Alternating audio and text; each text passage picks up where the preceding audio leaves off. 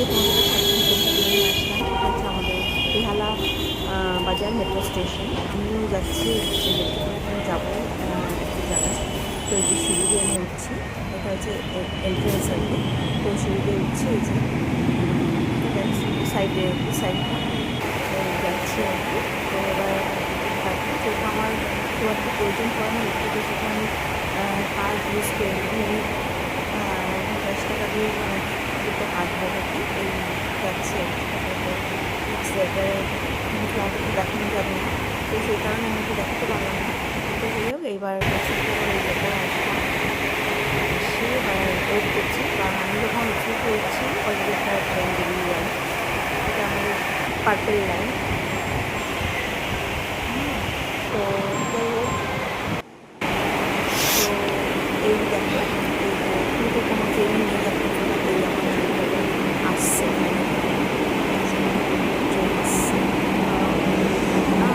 কড়াকড়ি আছে, একটু ভয় ভয়ও লাগছিল। তো যাই হোক, দিদিকে যেমন কোনো অসুবিধা হয় না করতে, এখানে একটু যাই হোক ফাঁকা ফাঁকাই আছে একদম ফাঁকা। এই যে আমি বসলাম একটা সিটে, এবার ট্রেন স্টার্ট হয়েছে আর কি। তো আমি যাচ্ছি হচ্ছে বেহালা চৌরাস্তায়। তো এই জানলা দিয়ে, ট্রেনের জানলা দিয়ে আমি এই পুরো সিনারিটা মানে এই সব করেছি আর কি, এই ভিডিওটা করেছি আর কি।